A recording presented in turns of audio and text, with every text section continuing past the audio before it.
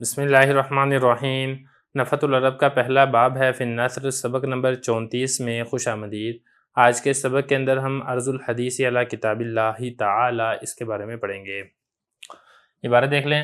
داخل الزہری علی الولید ابن عبد الملک فقال ما حدیث یحدثنا به اہل الشام قال وما هو یا امیر المؤمنین قال یحدثوننا ان اللہ اذا استرعى عبدا رعیته كتب له الحسنات ولم يكتب له السیئات قال باطل یا امیر المؤمنین انبی خلیفۃ اکرم علی اللہ ام خلیفۃ غیر نبی قال بل خلیفۃ نبی قال فإن اللہ یقول لنبیہ داود یا داود انا جعلناک خلیفۃ فی الارض فاحکم بین الناس بالحق ولا تتبع الہوى فیضلک عن سبیل اللہ ان الذین یضلون عن سبیل اللہ لهم عذاب شدید بما نسوا یوم الحساب فهذا بعید یا امیر المؤمنین لنبی خلیفۃ فما ظنک بخلیفۃ غیر نبی قال ان الناس لیغروننا عن دیننا۔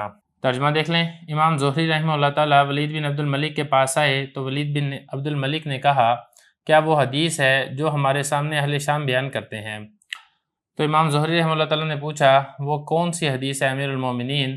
تو ولید نے کہا وہ ہمیں بیان کرتے ہیں کہ بے شک اللہ تعالیٰ جب کسی بندے کو اپنی رعایا کا والی بناتا ہے تو اس کے لیے نیکیاں لکھتا ہے اور اس کے لیے برائیاں نہیں لکھتا ہے۔ تو امام زہری نے کہا باطل ہے امیر المومنین، کیا وہ نبی جو خلیفہ بھی ہو وہ اللہ کے ہاں زیادہ اعزاز والا ہے یا پھر وہ خلیفہ جو نبی نہیں ہے؟ تو ولید نے کہا بلکہ وہ خلیفہ جو نبی ہے۔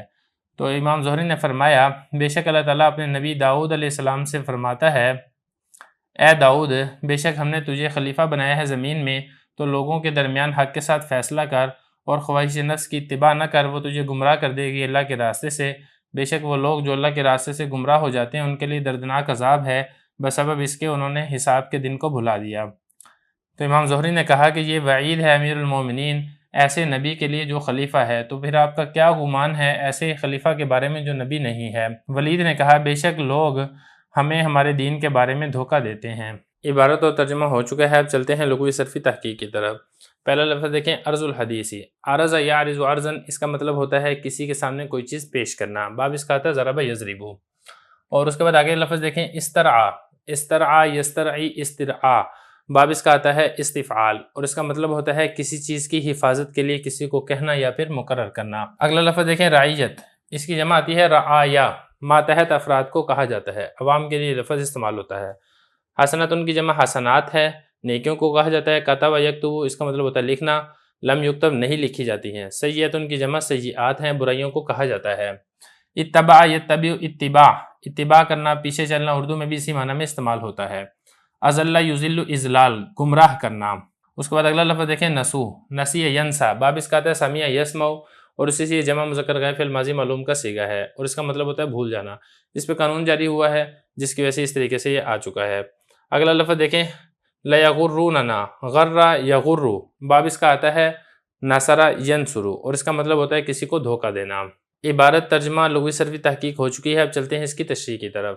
عنوان ہے عرض الحدیث علی کتاب اللہ، یعنی حدیث کو کتاب اللہ قرآن مجید پر پیش کرنا۔ مطلب یہ ہے کہ کسی حدیث کے مضمون کے بارے میں اگر دل میں کھٹکا پیدا ہو تو اس کو قرآن مجید کے احکام کے ساتھ موازنہ کر لینا چاہیے۔ اگر اس کا مضمون قرآن مجید کی کسی آیت سے ٹکراتا ہے تو پھر حدیث کو چھوڑ کے قرآن مجید کی آیت کو اختیار کر لینا چاہیے۔ اسی کا واقعہ ذکر کیا، امام زہری بڑے ایک جلیل القدر عالم گزرے ہیں، وہ ولید بن عبد الملک بادشاہ کے پاس آئے تو ولید بن عبد الملک نے اس سے پھر پوچھا کہ ایک حدیث ہے اس کے بارے میں بتائیں جو اہل شام ہمیں بیان کرتے ہیں۔ تو امام زہری رحمہ اللہ تعالیٰ نے پھر پوچھا امیر المومنین وہ کون سی حدیث ہے؟ تو ولید نے پھر حدیث سنائی کہ اللہ تعالیٰ جب کسی بندے کو اپنے اس کی رعایا کے اوپر حاکم بناتا ہے تو اس کی نیکیاں لکھتا ہے لیکن اس کی برائیاں نہیں لکھتا ہے۔ تو امام زہری رحمہ اللہ تعالیٰ نے فرمایا کہ امیر المومنین یہ حدیث باطل ہے۔ دلیل کیا دی ہے؟ دلیل یہ دی ہے کہ یہ والی جو حدیث ہے یہ قرآن مجید کی آیت کے خلاف ہے۔ قرآن مجید کی آیت کیا ہے؟ پھر پوچھا اس نے امام زہری نے ولید سے آپ مجھے یہ بتائیں کیا وہ نبی جو خلیفہ ہو وہ زیادہ اللہ کے ہاں عزت والا ہے، احترام والا ہے، یا پھر وہ خلیفہ جو نبی نہیں ہے؟ تو ولید نے کہا بالکل ظاہر بات ہے کہ وہ خلیفہ جو نبی ہے وہ اللہ کے ہاں زیادہ اکرام والا ہے اور زیادہ احترام والا ہے۔ تو پھر آگے امام زہری نے فرمایا کہ دیکھو اللہ اپنے نبی داؤد علیہ السلام سے فرماتا ہے، اے داؤد انا جلناک، ہم نے تمہیں زمین میں نائب اور خلیفہ بنایا ہے، لوگوں کے درمیان حق کے ساتھ فیصلہ کرو، خواہش نفس کی اتباع نہ کرو، ورنہ وہ تمہیں اللہ کے راستے سے گمراہ کر دیں گی۔